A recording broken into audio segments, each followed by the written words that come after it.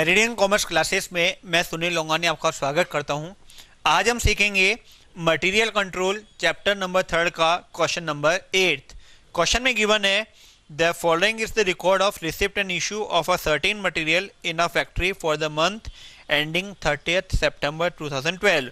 30 September 2012 को समाप्त हुए महीने के लिए एक कारखाने में किसी सामग्री की रिसिप्ट और इशू का आपको इन्फॉर्मेशन दे रखी है कि माल आया है, ये गया है, आपको ओपनिंग स्टॉक दे रखा है, रिसिप्ट दे रखा है, इशू दे रखा है।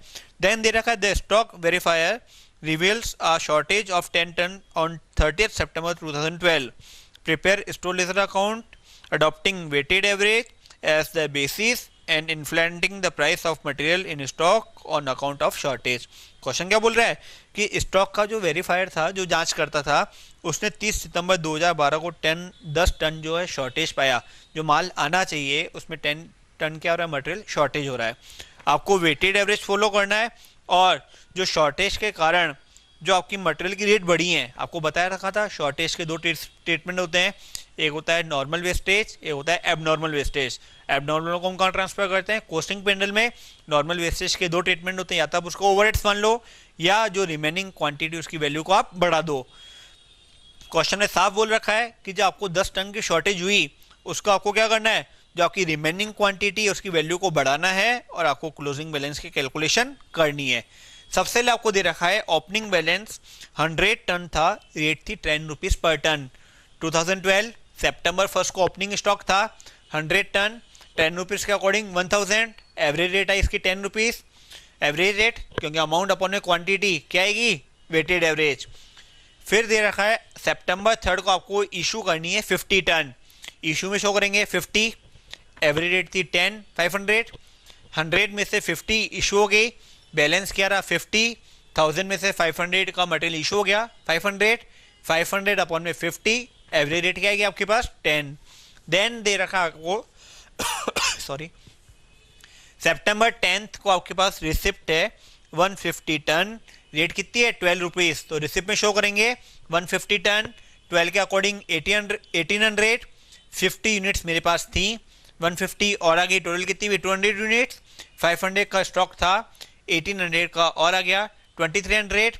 अमाउंट अपॉन में क्वांटिटी क्या निकलेगी, रेट 2300 अपॉन में 200। अब जो हमें इशू करना है उसकी रेट क्या है 11.50। अगर फिर आपको दे रखा है सितंबर 18 को इशू करना, आपको 80 टन इशू करना है। इशू कॉलम में 80 टन, रेट हमने क्या दिखाई थी 11.50, 920। 200 में से 80 इशू हो गई, बैलेंस क्या है 120। 2300 में से 920 का मटेरियल इशू हो गया 1380 अपॉन में कितनी क्वांटिटी है 120, तो इशू रेट क्या आएगी 11.50। देन 25 को आपको रिसिप्ट दे रखी है, कितनी यूनिट्स दे रखी हैं 180 टन, 180 टन, रेट कितनी है 15 रुपए। रिसिप्ट में शो कर देंगे 180 टन, 15 के अकॉर्डिंग 2700। 120 स्टॉक था, 180 और ऐड हो गया, टोटल कितना स्टॉक हो गया बैलेंस में 300। 1380 का स्टॉक था, 2700 का और आ गया, टोटल 4080 अपॉन में 300, इशू रेट क्या आएगी 13.60।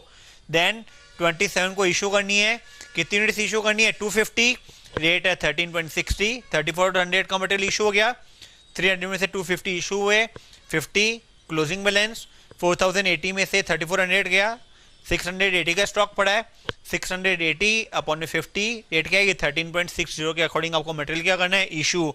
और लास्ट में आपको बोल रखा है कि 30 सितंबर को 10 टन क्या था शॉर्टेज। अब हमें क्या करना है, जो रिमेनिंग क्वांटिटी है उसकी वैल्यू बढ़ानी है, तो सिर्फ क्वांटिटी शो करेंगे शॉर्टेज में और उसकी रेट और अमाउंट शो नहीं करेंगे।